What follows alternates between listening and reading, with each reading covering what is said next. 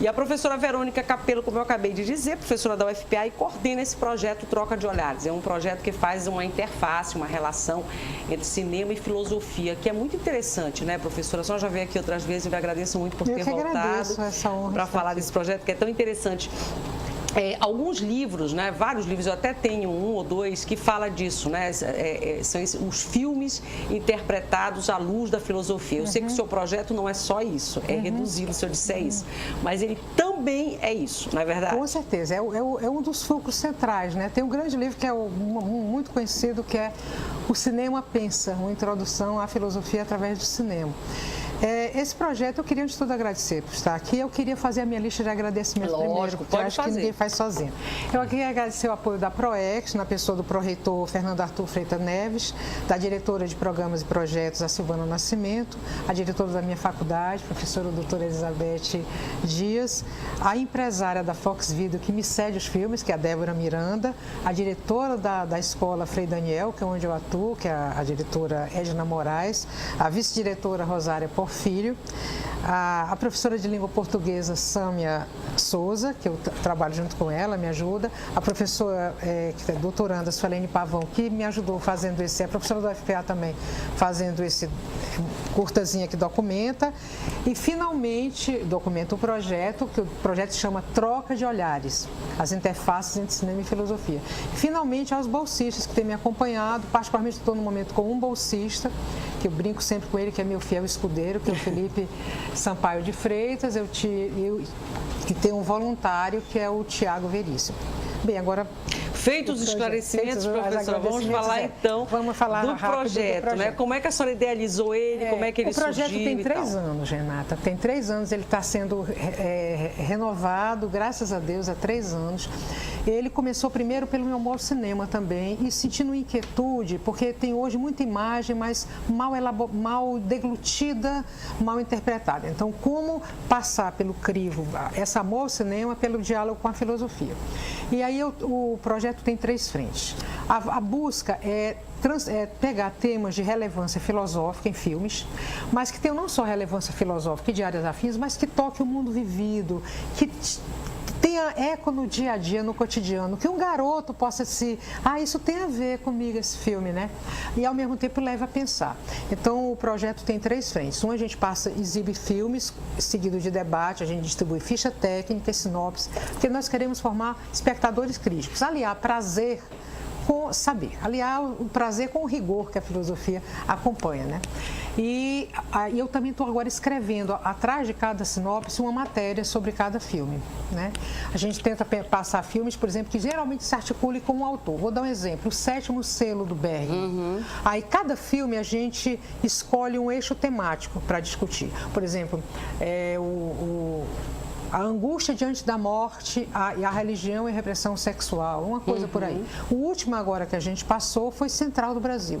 Aí veio uma professora e me perguntou, uma professora que tem acompanhado o Brasil, como é que tu vai colocar filosofia em Central do Brasil? Meu filho, a gente coloca filosofia em qualquer lugar.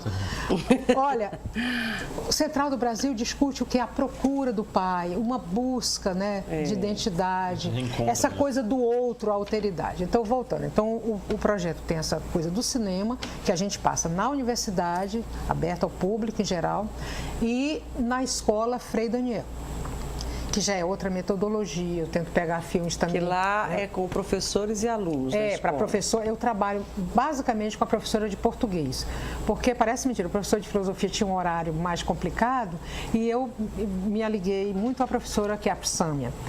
E nós demos, inclusive, um módulo recente para eles também. A gente trabalha também dando um módulo de cinema, que são 4 módulos. A gente tem um curso chamado Conversa sobre Cinema, que são 4 módulos. Esse vídeo que a senhora trouxe, para essas imagens que nós vamos mostrar agora, elas são do projeto? Do projeto. Aí eu acho que me parece que é lá na escola, não é isso? Vamos tem ver. 2 eixos, que é eu dando o curso e o outro é na escola. Não sei qual. Esse na escola, Frei Daniel. depois de ter passado um filme, eles estão respondendo um questionário que eu pedi, solicitando assim o que eles acharam, né, do projeto. Aí vocês exibem um filme primeiro e os alunos interpretam esse filme, aí depois escrevem. Ficha técnica, aí eles discutem com a gente, dizem o que eles acham. Aí sou eu distribuindo a ficha técnica. E esses filmes que são exibidos na escola, qual é a preocupação de vocês em relação ao filme, no sentido assim, tem um estilo de filme, um gênero de cinema, tem filmes, ou não? Todo filme a gente está preocupado em ter um eixo temático, que eles pensem, que eles tenham prazer e pensem. Eu disse, olha, vocês vão ter direito de escolher um filme, o resto eu vou escolher. Sabe por quê, Renata? Eles escolheram por a questão, eles escolheram o garoto. Do Chaplin. Do Chaplin. O que é que tem a ver? Primeiramente, trabalhar a questão do desamparo, da infância abandonada, o caráter lúdico. Nossa, tem muita coisa. Passamos um outro filme que alguns acharam chato, foi o Mito, um DVD sobre mito. Passei um que é um filme romântico, Cartas para a Julieta, né? Que trata de secretárias, do amor e tal. E eu mesmo não sabia que existe uma coisa chamada Secretária Julieta, lá na cidade de Verona, pessoas desesperadas de amor escrevem cartas. Elas reutilizam, né? Reutilizam, as cartas. Aí eu peguei é mais recente, né? Um filme bem... É um filme bem recente. Aí eu trabalhei vários eixos. Primeiro a geografia, porque eu articulo com os temas transversais dos parâmetros curriculares. Ali tem geografia, mas Shakespeare nasceu na Inglaterra, mas Romeu e Julieta é adaptado em Verona. Olha a região linda aqui de Verona. Olha. Depois o lado da história, né, da literatura. Eu levei trechos em edição bilíngue saiu na revista Caras. Aí eu levei a cópia de um soneto do Shakespeare. Olha, quando for namorar, vamos namorar de um jeito legal. Aí daqui, vamos aprender. Dá vontade, porque você só aprende com vontade, com desejo, com amor, né? Então, que é isso que a professora Gisele vai falar depois, aí no caso da literatura, né? Sim, outra coisa que eu queria chamar a atenção, a gente faz muita interface também com a literatura, porque muitos filmes que a gente passa tem a ver. Então, nós passamos um filme para eles que é Música do Coração, que é a história, o documentário de uma garota cega e autista e palestina, que é adotada por um casal de cristãos e que tem aula de música com a professora judia. Nossa. E ela acaba compondo e tocando na orquestra ao menino autista. E é um documentário, é lindíssimo. Então, esse filme eu articulei, eu fiz eles pensarem, perguntei qual a importância do pai e da mãe no aprendizado, o afeto, a importância do professor na configuração da tua identidade, né? E eles perceberam isso, quer dizer, a importância do professor como uma figura que, ao mesmo tempo, passa a saber, abre portas daquilo também que é belo, porque eu acho que a gente se preocupa muito, eu acho que a beleza é um caminho para muita coisa, sabe, Renata? Eu, pelo menos, estou aqui por um amor à beleza. A verdade tem que estar ligada à beleza. Mas aí é bom, professora, que a senhora explique que beleza é essa que a senhora está se referindo. Porque a gente vive num mundo de culto tão grande, a beleza, essa beleza eu não estou falando dessa beleza cosmética. Eu não estou falando... Que a senhora explique a que beleza a senhora está se referindo. Da beleza que pode ser desde a natureza até do gesto das pessoas, um ato belo. A beleza não é só uma beleza sensível, sensorial, embora eu não tenha nada contra, acho que é bonito isso. Mas é a beleza também até de um ato, de uma atitude. Por exemplo, essa atitude dessa professora é bela. Os gregos não separavam o belo do bom. É isso que eu queria que a senhora falasse. É o lado ético, né? O lado ético, o aspecto ético. Então, por exemplo, eu passo um filme desses para eles, eu fico preocupada. Olha a importância do outro. A gente, hoje em dia, você tem episódios da pessoa passar em cima do garoto, cai o braço e o cara joga na... Não aconteceu isso em São Paulo? Atropela. Isso acontece essa semana passada, então, agora as atrocidades, as violências foram cometidas, né, no Rio, aquela moça estuprada no ônibus. Justamente. Então, a gente pode mostrar outra face, quer dizer... O outro também é um lugar que eu me encontro através do outro, eu só me sei através do outro também. E o outro também pode ser um lugar de aconchego, de essa coisa da solidariedade, né, que eu acho importante. Então, só para arrematar, então o projeto tem esses 3 eixos, na universidade, com os alunos e lá na Escola Frei Daniel, e nesse curso que eu dou, inclusive agora eu dei para eles, eu dei agora o 3º módulo, Breve História do Cinema. De Lumière e Méliès ao cinema 3D. Olha que todo massa. Com data show. Aí o garoto perguntou, um deles assim, professor, eu quero lhe agradecer, porque eu não sabia nada disso de cinema. E aí agora eu sei o que está atrás do cinema. Tem até um folderzinho, não sei se a câmera pode Deixa eu mostrar aqui. Tá? Então a gente se preocupa em... Às vezes você só deu na escola, né? Não, esse eu dei na universidade, eles foram para lá, para a universidade. Entendi, tá. De vez em quando a senhora realiza, promove... São 4 módulos. O outro é Gêneros e Escolas Cinematográficas, é o segundo módulo. O terceiro, uma homenagem ao cinema brasileiro, que é o cinema brasileiro em 1940 a 1960, que é a Aventura da Atlântica, da Vera Cruz, Grande Otelo, A gente já quer até participar, né? fazer o curso. Estão convidados. O outro que é o outro que são dados sobre o discurso cinematográfico, que eu dou o beabá, que é argumento, roteiro, Poxa, plano geral, maravilhoso. close, e mostro relacionado com as figuras. Só queria terminar aqui, sim. Assim, uma perguntinha minha, uma inquietação minha, né? Você disse que o teu projeto atende a escola, né? Frei Daniel, né? É.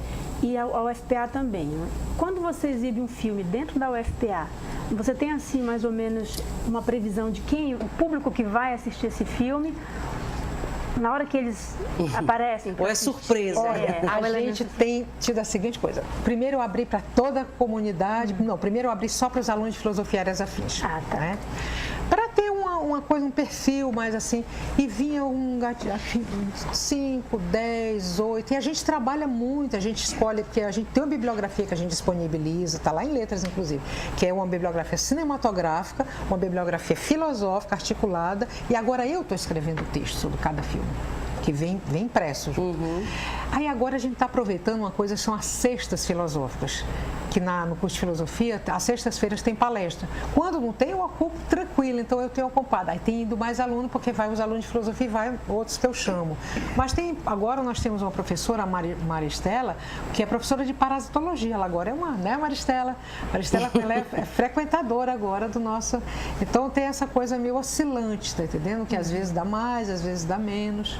A senhora queria concluir algum raciocínio? A adaptação à questão das tecnologias. Eu, inclusive, quem está ouvindo diz assim, mas a professora nem é muito boa nisso, mas é justamente porque eu tenho dificuldade que eu acho que é isso que a gente tem que enfrentar. E eu, por exemplo, chegar às vezes na escola e não podia exibir o filme, porque cada filme geralmente é 1 hora, né, 1h20, o mais assim, o mais curtinho é 90 minutos.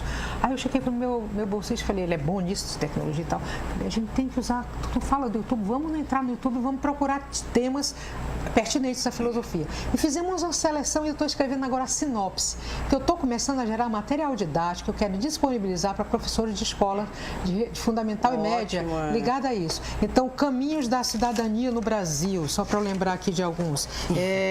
Estética filosófica, um outro sobre animar, tem um sentido da vida que é lindo, é um desenho animado belíssimo, sabe? Que tem um sentido da vida. Então, eu estou usando agora os vídeos do YouTube como recurso, que é uma linguagem enxuta, como a poesia, depende da poesia, tem poesias caudalosas, é breve, mas é uma concisão reflexiva, que te leva a pensar, que te leva a remeter. Por exemplo, tem um sentido da vida que é a relação de um pai com o filho, são 2 sentidos da vida que eu tirei. Então, a questão da velhice. Outra coisa que eu queria lembrar, os filmes que eu passo são em termos de temas e geralmente até de ciclos. A gente vai já falar disso, mas tem uma pergunta do telespectador, não sei se tem outra da Érica, vamos lá. Boa tarde, professora. Temos 2 comentários, uma da Camila Queiroz, que diz, mais uma vez estou curtindo Sem Censura, Que sucesso bom. sempre. E o Jorge Andrade, programa excelente, falando sobre educação, literatura, poesia, maravilha, parabéns. E o Alex Barata, do bairro do Marco, quer saber, diz assim, você citou que qualquer filme é passível de um olhar filosófico. Até que ponto essa premissa é válida, levando em consideração filmes mais comerciais, como Se Beber Não Case. É isso? Se beber, deve ser isso. Se beber não casa até que dá, mas tem uns outros ainda mais. Blockbusters, para esse filme de imitação, ou tem um apelo mais comercial. De que maneira haveria uma discussão mais filosófica em relação Missão Impossível, 1, 2, 3, Homem de 4, Ferro, 5. talvez. Homem de Ferro. Eu não vou mentir que alguns eu não vou assistir, porque esse, não, né? Velozes Mas eu e acho que Furiosos. alguns filmes que são extremamente comerciais, por exemplo, tem eu vou citar um que eu passei para os alunos. O filme não é idiota, é um filme chama-se Os Delírios de Beck Bloom, que é Shopaholic, o nome original. É de uma garota que ela torra o número do cartão de crédito. Esse filme, você pode ver como um filme de um adolescente responsável, para ela que eu olho, uma adolescente responsável que está preocupada só em consumir. Eu trabalhei com eles, passei esse filme no colégio, né? Esse filme trata de consumismo. Nós temos vários autores, tanto contemporâneos como o meu querido e primeiro velho Karl Marx, que vai falar do fetichismo da mercadoria, vai falar do consumismo, vai falar como o desejo é produzido pelo capital, e as novas escolas, como a Escola de Frankfurt, e o pessoal de comunicação que trabalha belíssimamente com publicidade. Né? Então eu acho que, obviamente, que não é todo filme que eu vejo, porque eu não vou mentir. Tem alguns filmes de ação que mata num segundo, mata 20. Eu realmente não tenho estômago, sabe? Vou ser sincera. Até eu tenho me exigido assim, não, talvez eu tenha que ver alguns filmes. Mas eu acho que talvez qualquer filme, não digo, mas a grande parte eu acho que dá pra gente ter uma abordagem filosófica na medida em que se insere numa filosofia ligada ao consumo, à economia, porque a filosofia ela tem interface com... Ela é uma hermenêutica da cultura, né? Ela é uma hermenêutica da cultura, ela é uma chave de leitura da cultura. Aí, pegando essa deixa, eu queria perguntar exatamente em relação a isso, sobre essa relação, né, conceito versus reação, né? Filmes que têm uma ação muito intensa, que de certa forma não compromete, de repente, uma discussão um pouco mais profunda. E uma segunda pergunta, em relação a esse trabalho que eu penso que é extremamente relevante de uma formação de plateia, né? O cinema, ele é uma das artes, para mim, é a preferida, é a arte que eu considero mais interessante. Como é que esse trabalho de formação de plateia é importante no sentido desse senso crítico mesmo, dessa visão filosófica? De repente, mesmo sem conhecer alguns processos filosóficos, mas esse senso crítico mesmo, essa visão de formação de plateia. Olha, antes de falar de senso crítico, falar de cinema, eu esqueci de dizer uma coisa, que eu fui cineclubista desde 22 anos de idade no Rio de Janeiro. Depois eu fui cineclubista numa época que a gente traduzia o Cahiers de Cinema e vendia no Rio de Janeiro, nas portas de cinema, sessão da meia-noite, os artigos sobre cinema de poesia do Pasolini. Eu era do Cineclube do Leme. Depois eu dirigi um cineclube lá em Manaus. Agora voltando à filosofia, porque eu acho que é as duas coisas. Claro. O que me incomodava no tratamento do cinema é a coisa instrumental com o cinema. O cara não sabe nada de cinema, aí ele está dando Revolução Francesa, aí ele vai passar o filme Danton. Ele não sabe quem é o diretor, ele não sabe quem é o roteirista, ele não sabe quem é o som, ele não sabe quem é o projeto. Nada de cinema. É como se eu pegasse uma poesia para ilustrar uma aula de geografia, tá entendendo? É absurdo, eu tenho que conhecer o mínimo de poesia para utilizar uma poesia. Então, como é que eu faço? Pegar o filme Janela da Alma, que foi o último que a gente passou. Eu estou fazendo os artigos, né, sobre o que eu disse sobre o filme. Esse filme Janela da Alma é um filme paradigmático para isso. É um documentário, né, do João Jardim e Walter Carvalho, premiadíssimo, e que entrevista pessoas como Saramago, o Wim Wenders, o João Baldo Ribeiro, Marieta Severo, Hermeto Pascoal, sobre o quê? A vista. Eles têm pessoas que têm alguma deficiência visual. E, afinal de contas, o que é o olhar? O olhar é uma janela da alma. Então... É esse aqui, né, professor? Justamente, é esse aí. Então, no próprio cartaz, a gente já faz uma deixa. São as interfaces, o diálogo da fronteira da filosofia com a ciência, com a arte, com a literatura, né? Então, no que eu estou escrevendo aqui, por exemplo, nesse artigo que eu disponibilizei no dia, eu vou a Descartes, eu vou a Platão, eu vou mostrando como eles estão articulados esse tema, Janela da Alma. Agora, eu faço olhar. Porque em filosofia a gente está muito ligado ao invisível, eu brinco com eles, né? E o cinema é o visível. Então, parar para olhar um plano, relacionar o palpável e escutar, sabe, cara? Eu dou filosofia da música. Eu leio muito e escuto pouco música. Eu agradeço muito a Deus porque eu acredito em Deus. Eu sou uma pessoa de filosofia e acredito em Deus. É raro gente tirar de filosofia ateu, né? Eu sou bem antiga mesmo, eu acredito em Deus. Eu acredito no grande arquiteto. E... ele me ajudou a dar esse curso de filosofia da música. Eu tenho parado para escutar. Um dia desse, para dar um exemplo, eu estava dando aula lá e começou a tocar bolero de Ravel. E eu tentando dar cal e aspa para iniciação filosófica. Olha, alguns alunos. Aí eu disse: espera aí, eu vou logo avisar vocês, eu sou transparente. Vocês estão entendendo e estão conseguindo ouvir? Porque eu não vou fingir que eu estou também conseguindo dar aula. Vamos parar e vamos deixar o Ravel entrar aqui? Vamos dialogar com ele? Vamos ter uma aula ligada à filosofia da música, em loco mesmo assim. Primeiro, vamos ouvir isso aqui. Qual é o movimento corporal que cada um faria? Aí começaram a fazer assim, o que é isso, uma explosão? Vamos traduzir esse movimento numa palavra. Vamos traduzir essa palavra num conceito. Aí viajamos para a questão do movimento, da evolução, do ciclo, né, do tempo. Então, acho que esse espectador crítico, você não pode só impor, você também tem que utilizar ouvir, o momento também, né? Ouvir também, e as circunstâncias. E, professora, até a título de sugestão, a senhora falou agora há pouco sobre a história do cinema, Lumière, Méliès. Tem um filme do Scorsese do ano passado, A Invenção de Hugo Cabret. Eu citei, né, ele está no meu... Que é bem legal. É lindo. Ele... Você falou na Beleza, tem o Beleza Americana, né, que é o Sam Mendes, que é muito bom, e o pianista, né, com o Adrian Brody, que é bem interessante, sobre aquele homem que se deteriora no pós-guerra, mas não perde a sua... Todos os três são parte, né? E, professora, virou um prazer estar compartilhando essa mesa com a senhora. Eu queria buscar um pouco a linha da tecnologia, que ela é um pouco, né, dinâmica, rápida. Essa questão e você fala da filosofia, que tem que ter essa concentração, tem que ter esse conhecimento.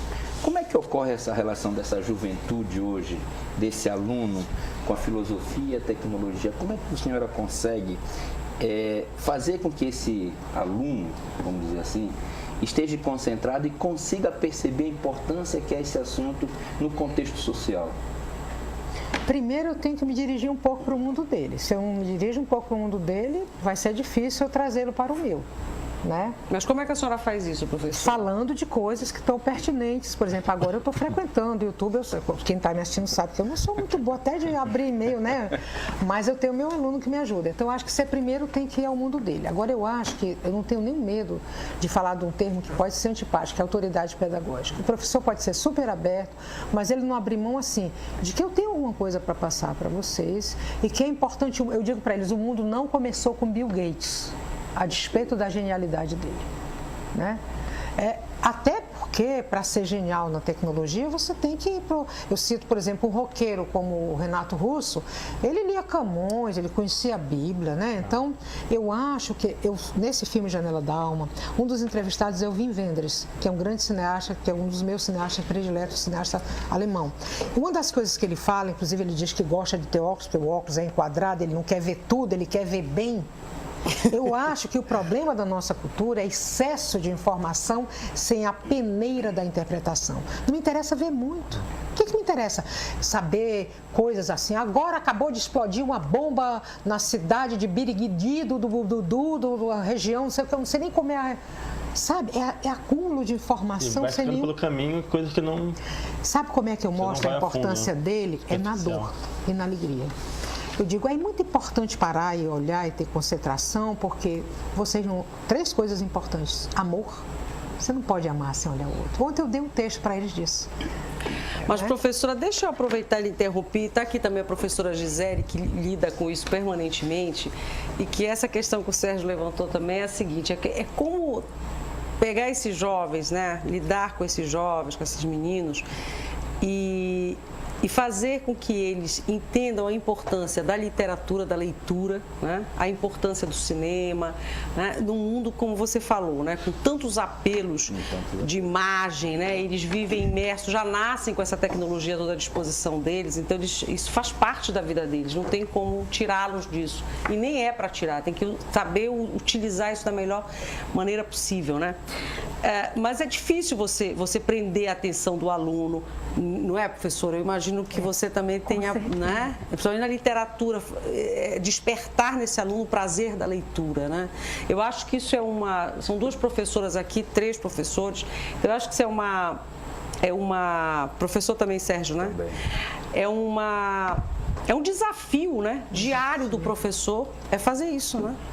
Cada dia é uma nova luta. É uma nova luta, né? Com certeza. Até porque você está fazendo a explicação, depende do conteúdo, o aluno está lá no telefone. Com certeza. É o que eu digo, você tem que casar essas coisas, né? Você tem que aproveitar que o aluno tem essa facilidade e tem essa familiaridade com a tecnologia e utilizar isso, trazer isso para a sua disciplina, porque você está dando. Atenção e fazer com qualidade, Agora, não é fácil, não né? É fácil, é difícil, A concorrência, às vezes, é desleal, né? É uma concorrência desleal, né? É porque essa geração, eu costumo chamá-la de geração sem limites, né? Então, eles desconhecem. Agora, no meu tempo nós tínhamos limites, né? Nós tínhamos hora para determinadas atividades e eles não. Então, eles amanhecem e anoitecem na internet, no Facebook, conversando e tudo mais. Perdem o tempo de sono que é favorável para a saúde, eles nem sabem disso, né? O quanto estão se prejudicando, acreditando que estão fazendo um bem. É como você disse, Renata, é claro que é interessante esse avanço tecnológico, mas nós precisamos saber como lidar com ele. E no caso da literatura, né, é mais difícil, porque a senhora usa o cinema e casa com a filosofia, né? Mas o nesse cinema projeto, é imagem, nesse projeto. Agora, nos tem horas outros, que eu dou não só aula de filosofia. Então, é difícil, né? Não é fácil. Ontem, Renata, eu estive dando uma aula de teoria do texto poético e a primeira aula de teoria do texto poético, eu distancio ele desse mundo tecnológico, porque eu sou favorecida, Verônica também, porque nós damos aula dentro de uma universidade que é na beira do rio. É verdade. E os alunos da UFPA, quando o professor ainda não chegou, eu sempre digo para eles, vocês têm essa natureza tão grande aí em volta, que vocês estão dentro da sala de aula ligado ao ar-condicionado e vocês poderiam estar, né, sendo favorecidos com a natureza, estão presos aqui. A professora tem sempre uma desculpa, né? Ouçam o que a natureza tem para dizer para vocês. E ontem eu fui dar uma aula, você disse como fazer isso, né? Você se planeja para mostrar o elemento novo para eles. A tecnologia eles já estão conhecendo. Então eu vou lá nesse passado, que era meu, quando eu era estudante da universidade, eu não tinha essa tecnologia, e eu ficava na beira do rio, contemplando a natureza. A gente ficava conversando. Sentindo, né? Sentindo a natureza. E a primeira aula dessa disciplina eu costumo ministrar na beira do rio. Por quê? Tem um escritor chamado Guy Goffet, canadense, que ele diz assim, o poema não foi feito para ser compreendido. Ele foi feito para ser recebido com os 5 sentidos. Então, esse é o momento que eu resgato a teoria do Guy Goffet, levando os alunos para entender o que isso significa. Então, vamos para a beira do rio. Fechem os olhos. Ouçam todos os sons que chegarem até vocês. Eu deixo eles um tempo, de olhos fechados. Depois eu digo assim, agora façam 3 respirações bem profundas, não é? Tá. Depois eu brinco com eles de máquina fotográfica humana, eles vão registrar, um é a máquina, o outro, olha como a máquina mesmo, a tecnologia sai de cena. Um aluno é a máquina, o outro é o fotógrafo. Vocês vão lá na beira do rio, captar 2 imagens e tragam aqui para mim. Toca no ombro com suavidade, porque trate bem da sua câmera fotográfica, que ela é cara, eu digo assim para ele. Com suavidade, a máquina vai de olhos fechados, né? Percorrendo. Quer dizer, são estratégias que você usa, né? Para poder associar a tecnologia ao conteúdo que está legal. E isso e aí o os dia a 5 dia. sentidos vão sendo trabalhados ali. Então nós estamos viciados pela visão, né? O quanto nós só acreditamos no que vemos. E eu imagino que a professora Verônica trate disso também, né, professora? Nessas aulas todas. Disso, Olha, ontem foi fantástico você falar disso. Eu queria até depois aproveitar e falar de outra pessoa. Aproveite para falar agora, que daqui a pouquinho eu chamo o intervalo. É o seguinte, ontem eu estava dando uma aula de outra disciplina, que é Laboratório 2, e é para ajudá-los a dar aula no ensino médio. E estava justamente, tem que ter a legislação, aquele lado, ensinar plano de aula, uma coisa que alguns deles acham meio chato. E aí eu disse, tem um lado, né, que pode ser... Eu peguei um texto de um autor que chama 101 Experiências de Filosofia Cotidiana, do Roger Paul Druat. É um livro que não fala de nenhum autor, não fala de Sócrates, Descartes, de ninguém. São 101 experiências em textos curtíssimos que levam você a pensar. Resumindo, o texto de ontem é vendo alguém dormir. Então, é um texto belíssimamente escrito, como os franceses, quando querem escrever, escrevem muito bem. É muito belamente escrito. O que é que você sente quando alguém dorme? Isso a gente pensou 1000 coisas. Você conhece desde o grama da pele dela, do corpo dela, mas o corpo. Mas depois, quando ela está dormindo, você conhece essa pessoa? Aí começamos a trabalhar a fronteira do conhecer e não conhecer alguém. A fronteira que ele trabalha da ausência e presença. Alguém está dormindo e ao mesmo tempo está presente e está ausente. né? E rendeu muito esse pequeno artigo, esse pequeno texto. Mas é um esforço contínuo, um aprendizado, né? E o investimento dos professores nesse sentido, né? Todos os dias. O telespectador tem pergunta, né, Érica? Tem sim. Inclusive, são 3 perguntas. Dá tempo? Se a professora responder rapidinho, tá? Eu vou tentar bem rápido. Eu vou pular aqui os comentários, então, para depois fazer logo as perguntas. O Jorge Andrade, ele diz assim: como é feito o ensino da filosofia na escola brasileira? Sabemos que existia filosofia e depois tiraram. Essa atitude resultou em um desastre na nossa educação. Por quê? Porque a filosofia gera as perguntas e as perguntas sobre outras disciplinas sobre a vida. Como a senhora vê essa questão? Jorge Andrade, né? É o seguinte, a filosofia retornou algum tempo atrás agora para o ensino fundamental e médio e precisamente está tendo todo um trabalho dos profissionais de filosofia de reconfigurar os textos, porque eu não posso abrir mão de ler Platão. É isso que eu tenho que lembrar, o passado, né? Eu tenho que levar o aluno a ler Platão, não adianta botar só... Então, como articular os textos antigos com essas novas tecnologias e essa nova forma de tentar pensar o mundo? Então, tem vários livros interessantes e tentativas didáticas mesmo de tentar... Mas é fundamental que esses alunos tenham filosofia, quer dizer, a volta da filosofia no ensino fundamental e médio. Eu acho fundamental, porque ela é uma disciplina de cunho interrogativo, de cunho fundador. Ela dá o fundamento dessa capacidade de se perguntar, de pensar realmente, que é uma grande atividade. Mais uma, Érica, a gente deixa a outra para o próximo bloco. A Silvana Machado do Coqueiro quer saber se a senhora consegue explicar de onde vem a filosofia e como ela surgiu. Aí não dá para responder nisso, a filosofia, eu vou só falar da origem histórica, que é a Grécia, né? Mas eu vou citar o Karl Jaspers, que é um autor alemão, que diz que a filosofia tem 3 grandes atitudes originais, que seria a admiração, né? Quem não se admira não filosofaria, essa capacidade do pasmo, do espanto, que é a luz, o que são as estrelas, o que é o amor, que é esse outro, admirar, né? O mundo, admirar o que está à sua volta. O outro que é a dúvida, porque é a atitude do antidogmatismo, e a outra atitude de insatisfação moral. Acho que o conformismo é antifilosófico. A aceitação é diferente, eu tenho uma aceitação espiritual que eu também acredito, mas esse conformismo, essa indiferença, mais do que o conformismo, é terrível isso. Então, primeiro você admira, você percebe o mundo à sua volta, os outros, e quer dizer, a primeira atitude, depois vem a dúvida, né? A pergunta, né? E depois, mas não é bem uma sequência só, não, tá? Você pode, e a insatisfação moral E a insatisfação nesse sentido, né? O que lhe incomoda, o que está errado, Tantas quer dizer coisas, que aquilo, né, mexe com você, porque senão você se torna muito indiferente à vida, aos fatos, aos acontecimentos. Aí é que está a importância da filosofia para a vida. Eu sempre estou ligada à vida, sabe? Eu acho que não adianta ter só erudição, aprender filosofia para dizer página tal, passagem tal, fulano de tal. Eu acho que a filosofia é um agente fomentador de interesse, de abertura, de interrogação. Muito bom. Agradeço por ter vindo. A senhora vai continuar com a gente. Tem mais perguntas da Queria só aproveitar, enquanto é tempo, de mandar um beijo para minha filha. Então mande aqui nessa câmera. Filha, nesse caso, a senhora olha para a câmera. Carla Pavão, um beijo, Carla.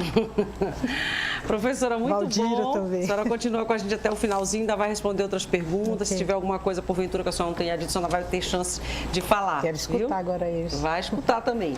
Professora Verônica Capello, professora da Universidade Federal do Pará, filosofia, coordenadora e realizadora desse projeto, que é um projeto de extensão, troca de olhares, as interfaces entre cinema e filosofia.